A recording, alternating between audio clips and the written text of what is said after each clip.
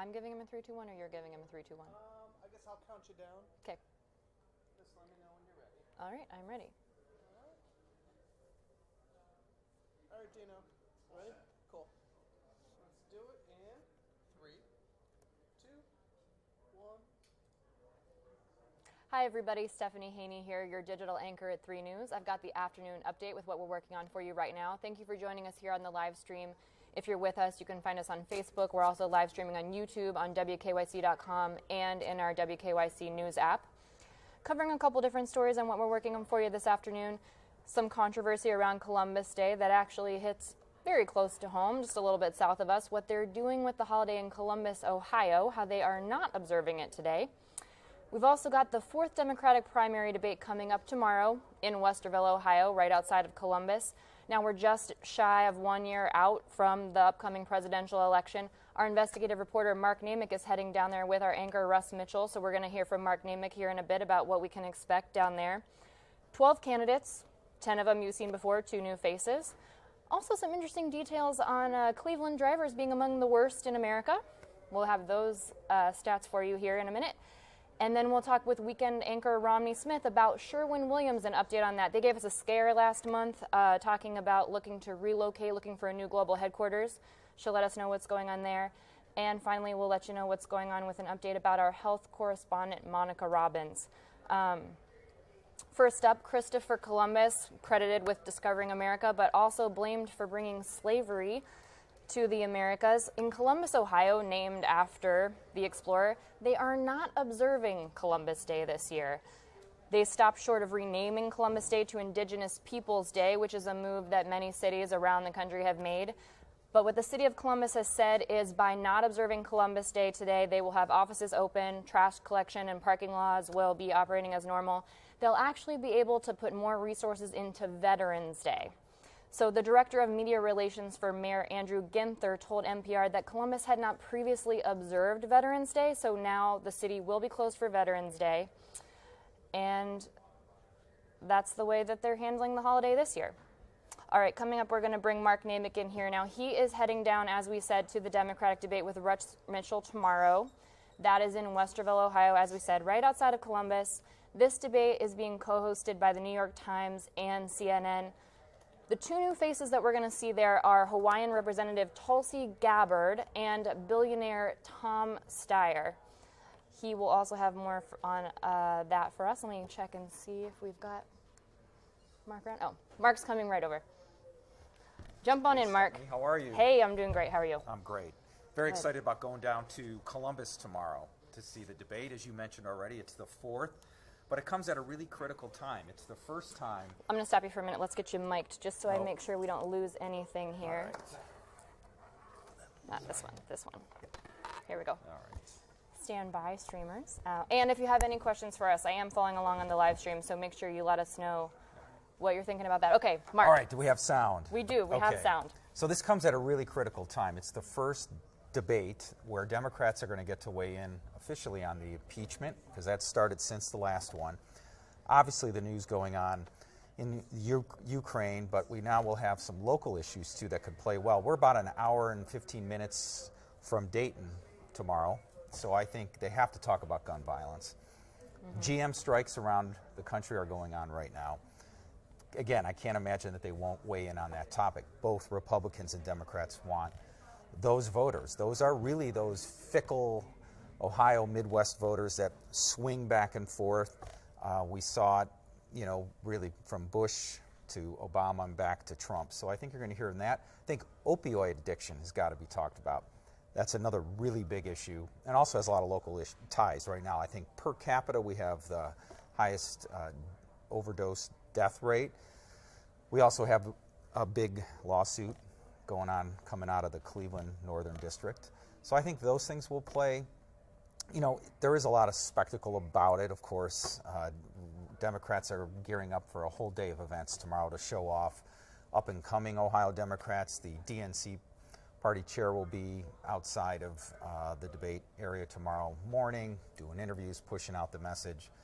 CNN and New York Times, they run a big show, so they'll get to ask the questions. But Russ Mitchell will be outside in the university area talking to people as well around at the 6 o'clock. I'll be in the traditional spin room, which for anybody that hasn't been there, it's a lot like Cedar Point, just a lot of chaos, people Cedar running around. Point. I've never heard the a rides debate are better like at into Cedar Point. But they will parade through their surrogates to talk about it. Kind of, again, it really is spin.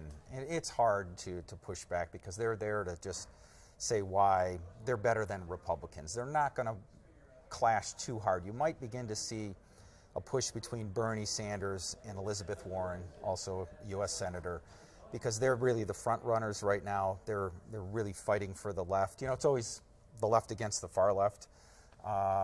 Mayor Pete Buttigieg. I'm glad you said that name and not me, by the sorry, way. I just get used to calling him Mayor Pete. That's what we should just call him. He's really trying to play a little bit more of the middle ground. He's running about 4th in the polls. Kamala Harris, I think you'll see a push from there. Beto O'Rourke has got to kind of regain some ground. The gun issue, I think, here's a little tidbit. The Ohio Buckeye Firearms Association, so pro-gun group, is raffling off an AR-15 tomorrow in honor of this debate and Beto's appearance, because he's talked about getting rid of those. So I think there's a lot there to digest. We'll try to help sort some of that out tomorrow. And, we'll be back in the spotlight. I think it's around, let me see if you guys, someone out there in the universe here want to check me, about 384 days before the next presidential election. That's back of the napkin, so don't hold me to it. So let me know. Do you make anything about the 2 new faces that we're going to see? Anything you expect to well, come from them? Or? First of all, most people won't know them. They won't know the hedge fund manager, whose now name even escapes me, but he is a billionaire who's actually funded. Tom Steyer. Tom Steyer. He's there for really to push the issue of climate control, and he's been pushing against impeachment on Trump. So I think he's going to try to make a push. But the way they set this up on stage is those polling strongest kind of get the middle. So these guys are going to be way off on the flank, so he's going to have to push to see. But I think Cyrus, and then our, let's see, who else we got on our list from Hawaii? The Rep. Tulsi Gabbard. Tulsi, yeah, and she's been critical, along with some of the others, about even the whole process of having to qualify for the debate. Ohio Congressman Tim Ryan is not going to be there. He didn't qualify. But I think it's going to be really the main couple that you're going to see. Well, a lot of topics to cover. We know that you're going to do a great job of keeping us updated on what all of them have to say. We look forward to seeing what you have for us tomorrow. Thanks for having me. Thanks, Mark. Definitely lots going on in the city of Columbus today and tomorrow. Here's some interesting news about the city of Cleveland. According to Quote Wizard, Cleveland is ranked 7th as the worst driving city in America. Quote Wizard came up with that number by analyzing data from millions of insurance quotes from drivers in the top 75 cities in the country. They looked at 4 factors. Those were accidents, speeding tickets, DUIs, and citations. Cleveland came up number 7. You know who came up number 4 was Columbus, Ohio. And here's what Quote Wizard had to say about that. They say, year after year, Columbus isn't spectacularly bad in any one category, just consistently poor in all categories. They are the top 15 worst in accidents, speeding tickets, and DUIs, and that drags down the overall ranking. And Columbus takes the crown as the worst driving big city in the state of Ohio, but not far behind them is us here in Cleveland at number 7. I don't have a car, so I'm not part of that group. But I'll get one soon, and I'm sure I'll be right there with you. All right, next up we have Romney Smith joining us. She is our new weekend anchor here at 3 News. Hello, Welcome. hello. Thank you for having me. We're so excited to have you here, Romney. Thank you. This is her first time joining us on the live stream. We've only done a couple of these, so it's going to be a lot of people's first time. But yeah, Romney's it is. First time today. Thank you. I appreciate that. Yeah, I've been here about 2 weeks, and this past weekend was my first time anchoring, and my co-anchor's, ironically enough, my fiance, which is really funny. That's been interesting. And I saw the feedback on Twitter and Facebook and the other Yeah. social media platforms. Everybody loved Romney and Jason's People have been dynamic. very welcoming, which I really appreciate, and a lot of viewers have given suggestions on winter attire since I moved from the South. I am a Southerner and was there for about 10 years before I moved here, so I appreciate everyone's suggestions, and I've been writing everyone back saying thank you, and yes, I need to go shopping. Ohio people are very fun. They will be sure to let you know where they're very fun, very welcoming, where to Absolutely. get the coats and stuff. Yeah. And Jason Fraser is her fiance. He's new on our weather team. That's right. So today, Romney is here to let us know what's going on with Sherwin-Williams. There's an update for us. Okay, so Sherwin-Williams, an absolutely massive company based in Cleveland. It's been here about 153 years.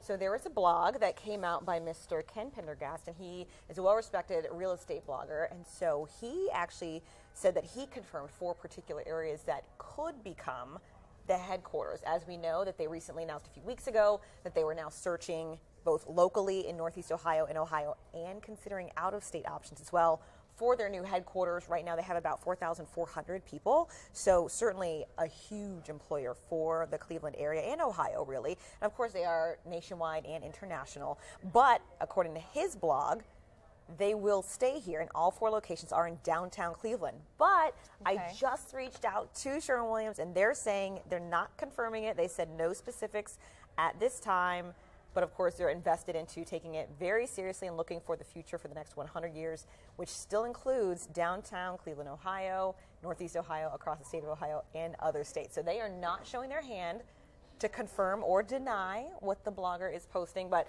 I'm making some more phone calls and getting some more information, so hopefully tonight I will have a little bit more information on that. But, you know, it's a good thing that he's saying that potentially the new massive headquarters would be in one of 4 different sites downtown.